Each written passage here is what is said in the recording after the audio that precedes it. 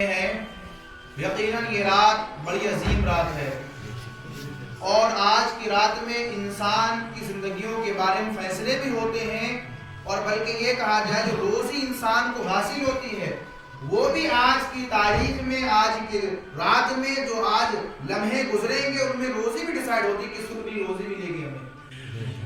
تو آدمی کو یہ چاہیے کہ آج کی رات شب بیداری کرے، اللہ تعالیٰ کے بارے میں توبہ استغفار کرے۔ مسلمانوں، آج آدمی نماز تو پڑھتا ہے، روزہ تو رکھتا ہے، تلاوت تو کرتا ہے، مگر اس کے باوجود وہ گناہوں سے بچ نہیں پاتا ہے۔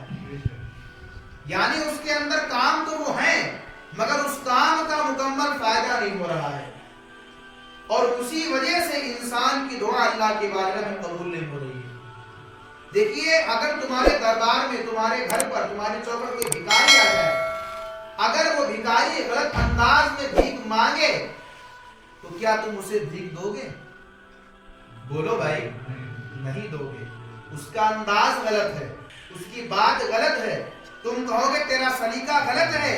جب تمہارے دروازے پر آنے کے بعد فقیر اگر غلط ڈھنگ کا ہو تم اسے بھیک نہ دو، یہ تو میرا مولا ہے کہ ہم اس کی بارگاہ میں جھکتے ہیں، جھکنے کا سلیقہ بھی نہیں ہے، مانگنے کا سلیقہ بھی نہیں ہے، وہ رب رحیم ہے پھر بھی ہمیں عطا کر دیا۔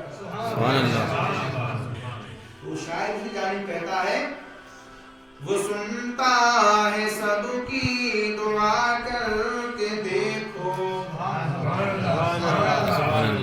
دل کی گہرائی کے ساتھ، وہ سنتا ہے سب کی دعا کر کے دیکھو، تم اپنے لبوں کو ہلا کر تو دیکھو، سبحان اللہ، وہ سنتا ہے سب کی دعا کر کے دیکھو، تم اپنے لبوں کو ہلا کر تو دیکھو، وہ سنتا ہے سب کی دعا کر کے دیکھو، تم اپنے لبوں کو ہلا کر کے دیکھو، تو کیا ہوگا؟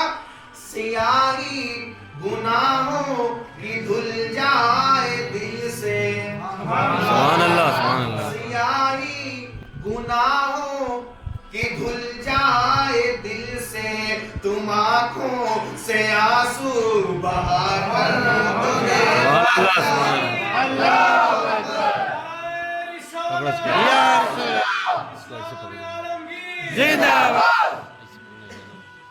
سیاہی گناہوں کی دھل جائے دل سے، تڑپ کر، سیاہی گناہوں کی دھل جائے دل سے، تم آنکھوں سے آنسو بہا کر تو دیکھو،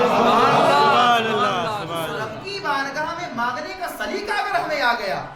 مجھے ایک بات یہاں پر یاد ہے، انشاءاللہ آگے وضاحت کروں گا میں آپ کی۔ ایک بہت بڑے اللہ کے مقدس ولی، اللہ کے مقدس ولی، اور ولی کا معنی دوست کیا آتے ہیں؟ لیکن دوستی کا معنی یہ ہرگز نہیں ہوتا ہے کہ دنیا میں دوست وہ اللہ کے دوست، یہ نہیں یہاں پر معنی ہے۔ یہاں پر جو دوست کہا گیا نا وہ اس لیے کہا گیا کہ یہ اللہ تعالیٰ کا انہوں نے قرب حاصل کر لیا، یہ اللہ تعالیٰ کے محبوب بندے ہیں جو اپنی زبان سے کہتے ہیں اللہ قبول فرما لیا۔ یہاں یہ دوستی مراد ہے، یہ نہ سمجھنا کہ دنیا والی دوستی مراد ہے، یہ دنیا کی بات الگ ہے، لفظ وہی ہوتے ہیں لیکن کبھی کبھی لفظ کا جو معنی بڑی گہرائی میں چلا جاتا ہے۔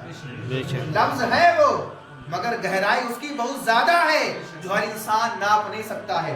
تو علامہ بائزید بستامی رحمۃ اللہ علیہ، ان سے کسی بڑھیا نے پوچھا، اے بایزید یہ بتا تیری داڑھی کے بال اچھے ہیں یا میرے گدھے کی پونچھ کے بال اچھے ہیں؟ اللہ اکبر، اللہ اکبر کبیرہ۔ بایزید بستامی رحمۃ اللہ علیہ رو پڑے اور کہا، اے عورت، تیرے اس سوال کا جواب اس وقت میرے پاس نہیں ہے، تیرے اس سوال کا جواب میرے پاس اس وقت نہیں ہے۔ ایک دن وہ آیا جب علامہ بایزید بستامی رحمۃ اللہ علیہ نے اس دنیا کو الوداع کہا، بھائی جو بھی آیا ہے اس کو جانا ایک دن کل من علیہ فان، سب فنا ہو جائے گا، وَيَبْقَى وَجْهُ رَبِّكَ ذُو الْجَلَالِ وَالْإِكْرَامِ، اگر کچھ باقی رہے گی وہ رب کی ذات ہے۔ ٹھیک ہے نا؟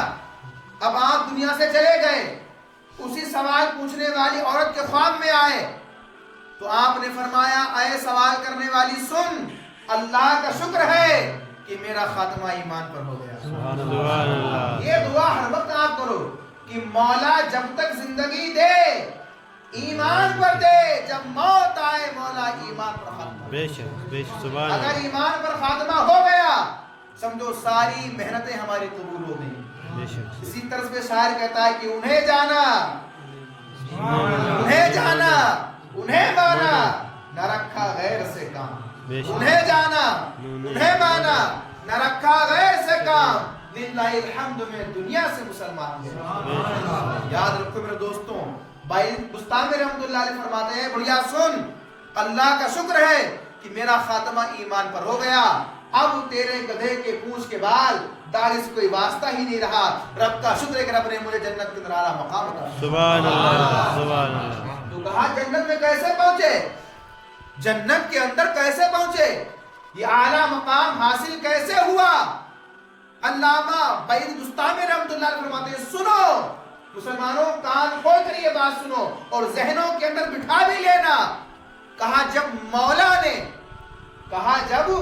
مولا نے مجھ سے سوال پوچھا کیا لے کر آئے ہو، یہ پوائنٹ میرا یاد رکھنا، تسلی کے ساتھ میری بات سمجھنا تاکہ آپ کے ذہنوں میں بات گھسے اور انشاءاللہ دیر تک رہے گی، اس کو بھولنا نہیں ہے۔ صبح میں کیا کہا کہ جب میرے مولا نے مجھ سے سوال کیا کیا لے کر آئے ہو تو میں نے جواب میں کہا مولا تو بادشاہ ہے، سبحان اللہ۔ مولا تو حاکم الحاکمین ہے، مولا تو غفار ہے، تو رحمان ہے، تو ہی مالک ہے۔ جب مالک کے دروازے پر نوکر آتا ہے نا تو مالک یہ تو نہیں پوچھتا ہے کیا لے کر آئے ہو، مالک یہ نہیں پوچھتا ہے کیا لے کر آئے ہو، بلکہ مالک کا جواب ہوتا ہے کیا لینے آئے ہو۔ سبحان اللہ سبحان اللہ۔ بادشاہ کے دروازے پر فقیر پہنچے تو بادشاہ یہ تو نہیں نہ کہتا کیا لے کر آئے ہو، تو بادشاہ کا جواب تو سوال تو یہ ہوتا ہے کیا لینے آئے ہو۔